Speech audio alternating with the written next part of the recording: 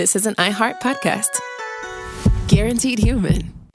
With no fees or minimums on checking accounts, it's no wonder the Capital One bank guy is so passionate about banking with Capital One. If he were here, he wouldn't just tell you about no fees or minimums. He'd also talk about how most Capital One cafes are open 7 days a week to assist with your banking needs. Yep, even on weekends. It's pretty much all he talks about, in a good way. What's in your wallet? Terms apply. See CapitalOne.com/bank. Capital One, N.A., member FDIC.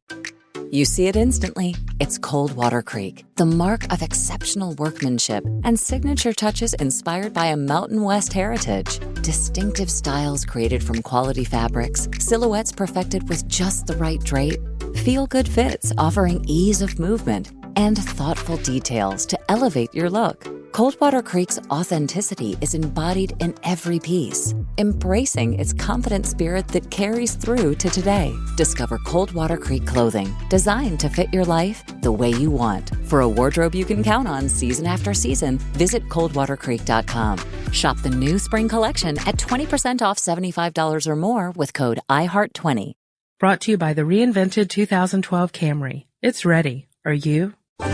Welcome to Stuff You Should Know from HowStuffWorks.com. Brought to you by Consumer Guide Automotive. We make car buying easier.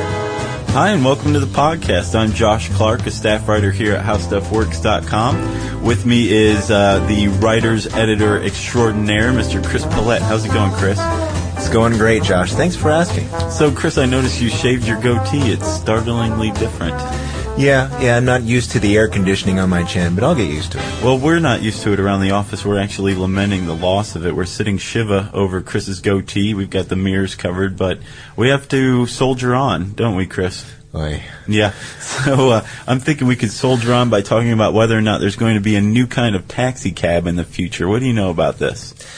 Well, I do know that gas prices are going up, and people are looking at all kinds of alternatives, even something that might seem like it's right out of one of those 1940s, 1950s Art Deco, this is the wave of the future. Sure, like Tomorrowland at Disney World, right? Yep, the Wedway People Mover. Yes. Yep.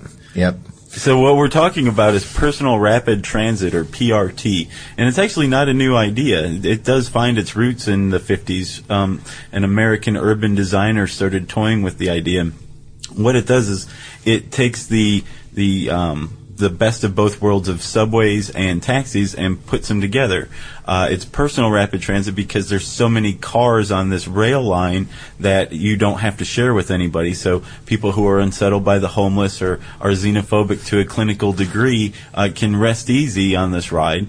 And it also takes you pretty much exactly where you want to go. Surprisingly, it's less to build than light rail by a long shot. They're doing one at Heathrow Airport in the infamous Terminal 5, and it costs about $16 million for a mile of track, total cost. Most light rail costs about $40 million, which is amazing that it's got it beat by that. Why don't we have this installed everywhere now? Well, I would guess that even though they're claiming that it is less expensive than light rail, that there's just so much more infrastructure involved in building a light rail system. Mm-hmm. You know, from what I've read and researching for the podcast, the cars we're talking about here for these PRT systems are small. They're like a personal automobile rather than a big honkin' train, right, which I'm sure costs a lot to build. Sure. Plus the track would probably need to be considerably wider for a light rail train. So it sort of makes sense that it would be a little bit more cost efficient, even with the number of stops going up. But even with hard numbers, there's a lot of people who aren't swayed.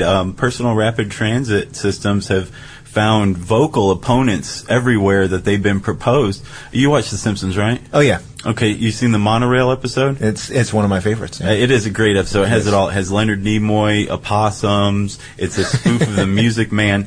But really, when I was researching personal rapid transit, I realized that the monorail episode of The Simpsons is a subtle indictment of PRT systems.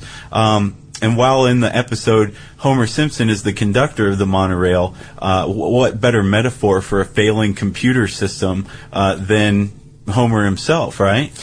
That's true, yeah. And that's one of the big criticisms of the PRT system. Indeed. is the, what happens if one of the cars fails, if you're on the same track as everyone else, and especially if they're moving in as close proximity as it suggests that we will be if we use these systems. It'll be essentially bumper to bumper. And they are unmanned. They are computerized. They're computer driven, which is good because they can run 24 hours a day. But if they're unmanned, then what happens when they stop? Like you said, you've got all the cars behind you stop behind you. It could be just a complete nightmare. It's like being stuck on a roller coaster, but you're not at an amusement park. You're trying to get home or get to work. Maybe they'll install horns in them so that at least we can, have the satisfaction of honking at the other Right, cars. yeah, that'd be awesome, actually. But I was intrigued that they're being installed in some places, I think Sweden and Abu Dhabi, which is sort of ironic considering they would have gotten the money from that from oil. Yeah, that is ironic. But they are starting to, they're actually, the United Arab Emirates and Dubai and some of these other areas are really starting to lead the charge on going green. And the city called Masdar City, it's a development outside of Abu Dhabi. They're aiming to become the first zero carbon footprint city ever. And part of that is the personal rapid transit system they're implementing. And this is not a test. I mean, they're putting in a whole 1,500 stop system. So it's a huge deal, and there's going to be a lot of eyes on Abu Dhabi to find out, if this can really work and if it will fail like people expect, or if it could be the wave of the future for taxis. That's fascinating. It'll be exciting to see, that this may be a real solution. Yeah, I hope so, because we're drowning here. If you want to learn more about personal rapid transit, read Will There Be a New Kind of Taxi Cab on HowStuffWorks.com. For more on this and thousands of other topics, visit HowStuffWorks.com. Let us know what you think. Send an email to podcast@HowStuffWorks.com. Brought to you by the reinvented 2012 Camry. It's ready. Are you?